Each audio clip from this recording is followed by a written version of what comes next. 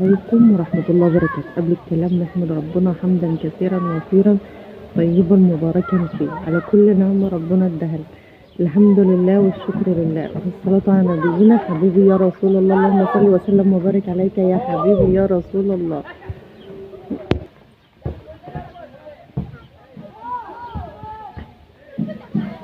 البطاطس المقلية، قطعنا البرنجان رشرناه،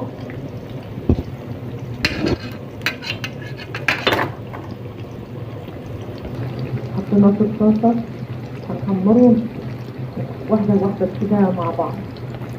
ولما يتحمر كده مش يتحمر يعني ياخد لون ده هنطلعه من الطاسة. بعد ما طلعنا البرنجان هنحط الفلفل. بعد ما طلعنا الفلفل هنحط البصل.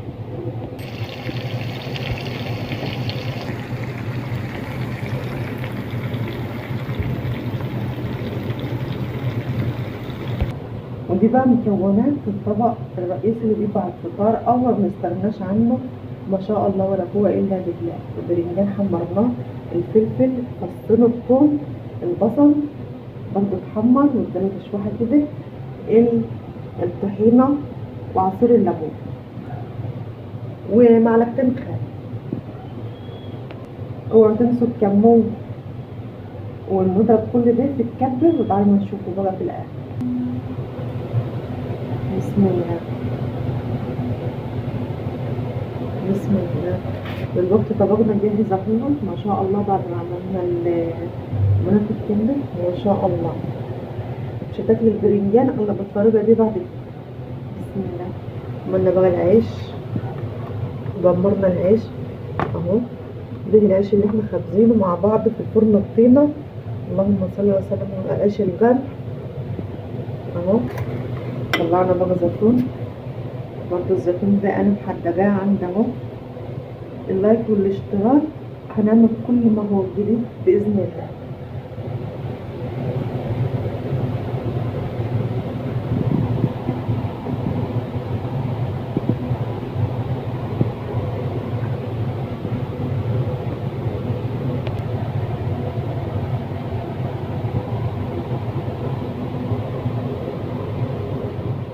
ده كان طبق بسيط وجميل وهتحبيه وهتخليه في سفرتك، سواء فطار سواء في غدا جنب اسماك.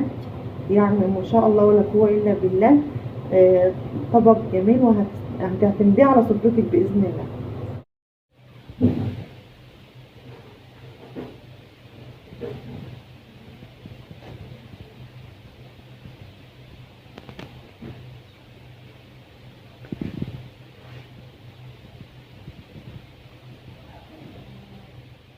هنعمل بقى ايه غدا خفيف كده النهارده في المنبر. المكرونات بدأت تتسلق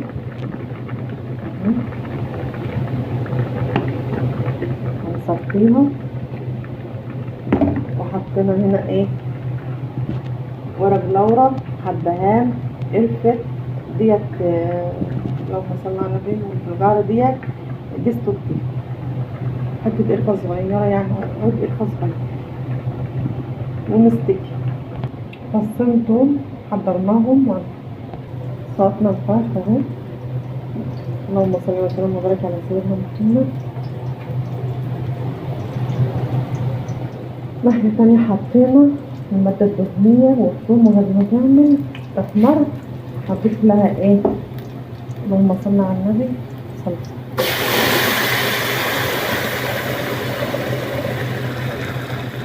الصلصة لونها كده ليه؟ حاطة فيها بنجر.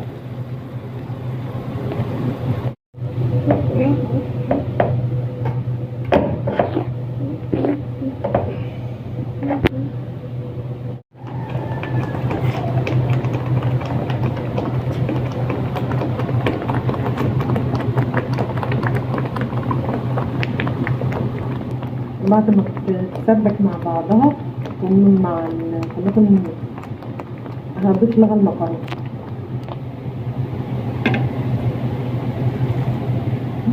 جبنا بقى المكرونة زي ما انتم شايفين كده.